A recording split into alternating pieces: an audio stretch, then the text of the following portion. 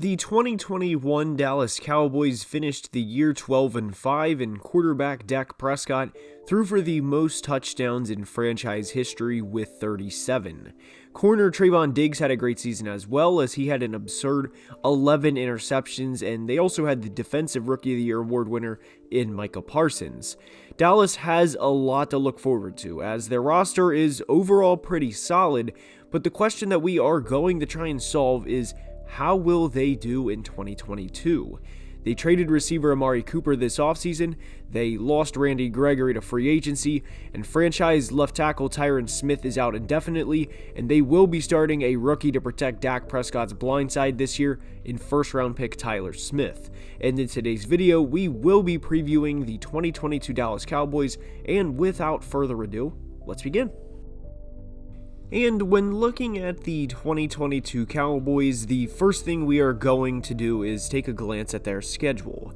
They have a Week 9 bye, and it's not unreasonable to think they can be 5-3 or 6-2 at the Week 9 bye, with losses who I believe to be at this point in time a combination of the Bucs, Bengals, Rams, or Eagles. And the good news for Dallas within this is they play both Tampa and Cincy at home, and it's not crazy to think they can start out the year 4-0 and head into SoFi Stadium in Week 5 against the defending champion Rams as one of the few remaining undefeated teams. Will they, of course, is another question, but even after their Week 9 bye, their schedule isn't that bad. Back-to-back games in Green Bay and Minnesota obviously isn't friendly, but their schedule could be far, far worse. And it's not egregious to think this team can win 11 or 12 games like they did last year. CeeDee Lamb will step up in 2022, and I don't worry about him being able to, quote-unquote, play number one corners every week and be able to hang with these guys. And CeeDee, I don't want to say only, but only had 120 targets last year and still put up over 1,100 yards. For reference, Keenan Allen, the Chargers star receiver, had 37 more targets than Lamb in 2021 and only put up 36 more yards over the course of the entire season. And this isn't to slander Keenan, it's to show CeeDee is going to be fine and is a very productive player. Mike McCarthy, Kellen Moore, feed him the football. There's simply a lot of mouths to feed in Dallas's offense, and there were 3 players with over 100 targets on the Cowboys in 2021, the other being Amari Cooper, who, as we discussed, is now in Cleveland, and tight end Dalton Schultz. And by the way, Keenan Allen's quarterback, to go back to this for a second, is pretty good, so it's not like we were discussing DJ Moore versus CeeDee Lamb in targets, who had Sam Darnold throwing him passes last year. Will there be a bit of a drop-off from the second wide receiver now that Amari is in Cleveland? Yes, there will be, and Amari is kind of an underrated player because he's been productive wherever he's been since his career started in Oakland back in 2015. I worry more about Jalen Tolbert, their third-round pick from this year, than I do CeeDee Lamb. While it is unfortunate Tyron Smith is out for what is now, as I record this video, months, I don't think it's the end of the world for Dallas because he's going to miss time.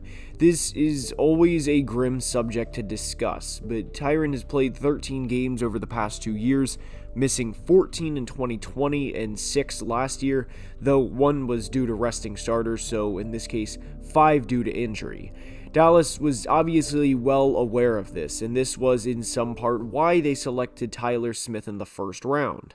They also lost Lyle Collins in free agency to the Bengals, but even in the worst case scenario, if Tyler Smith, a rookie first round pick, has to start at left tackle, the first several games aren't that bad in terms of a pass rushing gauntlet he would have to face. Remember, Tyler as a prospect was a very good run blocking player. Tampa will be tough with Joe Tryon-Shoyinka and Shaq Barrett, and in Week 2, Trey Hendrickson from Cincinnati is a solid player, but throw a double team towards his side because Cincinnati's D-line isn't overly dominant and help the rookie out. The same thing applies with the Giants in Week 3, with who knows how healthy Kayvon Thibodeau will be by then, and recently it was announced Chase Young will miss the first 4 games for the Washington Commanders. And within all of this, behind the scenes, Tyron Smith will most definitely be helping his rookie out and helping him in the film room with things such as hand placement on a pass rusher and timing the punches and when to be aggressive and when not to be aggressive, as he's done this for over a decade and counting. And I will go ahead and go out on a limb here, very long tree branch limb, and say Tyron is a very good left tackle. While him being out obviously isn't good for the Cowboys, I don't think they are as hopeless as some people seem to apply. And over the course of the season, Tyler will certainly progress and grow into his own and be fine by season's end. What will also benefit Dallas and be fun to watch in 2022 is the running back duo of Ezekiel Elliott and Tony Pollard. 2021 marked the fourth time Ezekiel went for over 1,000 rushing yards in his career out of 6 seasons, and in the 2 times he didn't go for 1,000, he had 983 yards in 2017 in 10 games, and went for 979 yards in 2020 and missed a game, his first game, due to injury. Tony Pollard, on the other hand, averaged a yard more per carry than Zeke in 2021 and is in the final year of his contract. It's pretty much expected that he will get paid next offseason by someone, and with players on this team that will either need contract extensions or is actively being paid a hefty chunk of change in Dak Prescott, Zeke, soon to be CeeDee Lamb, and Michael Parsons, there's a very high chance Tony is done in Dallas after 2022. And with how much money the Cowboys have invested in Ezekiel, I do think the running back carries will be pretty split down the middle. Dallas isn't going to say, hey Tony, we wish you the best for you in your future in the middle of the season, knowing he is more than likely gone at the end of the year, and run Ezekiel more because of this. It would be the opposite, and why not?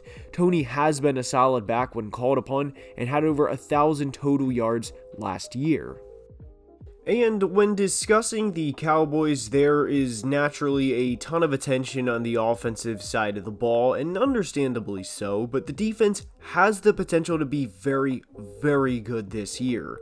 They are, of course, led by Micah Parsons, who in his rookie year had over 80 tackles, 13 sacks, 3 forced fumbles, and was a first-team All-Pro. It truly cannot be said enough how good of a player he is, and when you factor in he's only 22 years old, coming off of that insane of a rookie year, it's hard not to project what he can be for, forget the next 2 or 3 years, but the next decade. There is more to the defense than him, and there is, of course, DeMarcus Lawrence, who is a 2-time Pro Bowl player, but played in only 7 games last year. With Lawrence, Leighton Vander Esch, the recently signed Anthony Barr, and everyone else, the important thing to remember here is health. If they can stay healthy, I don't think this unit will be top 2 or 3 in the league, but they will be more than good enough to put the Cowboy offense into position to win games and ultimately win playoff games. Because remember, while they did lose to the 49ers last year in the wild card round, they only gave up 23 points. This team also led the NFL in scoring in 2021, and with a solid ground game of Zeke and Tony Pollard, this inevitably helps the defense continuously stay at the top of their game because they are more refreshed when they go back out on the field.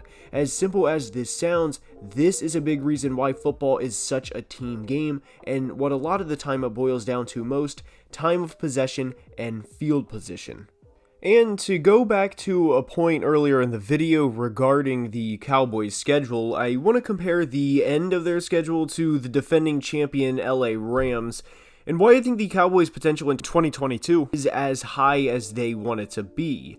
You can see each of the team's final 5 games, and without a doubt, the combination of the 3 AFC South teams versus the Raiders, Packers, Broncos, and Chargers in consecutive weeks is much more friendly.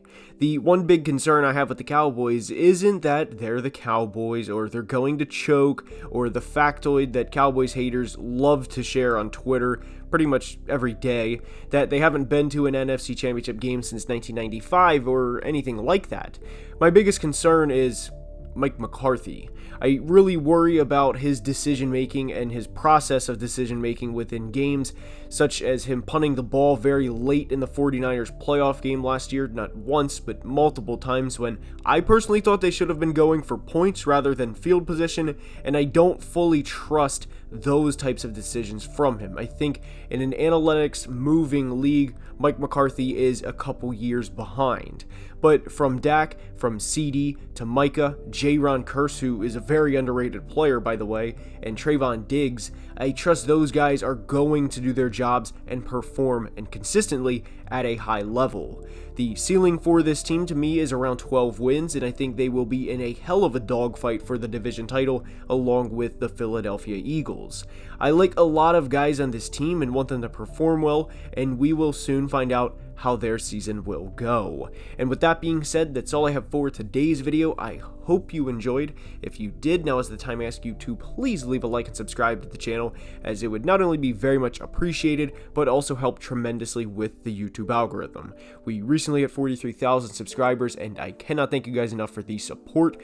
And until next time, as always, please be safe and have a great day. Love you guys.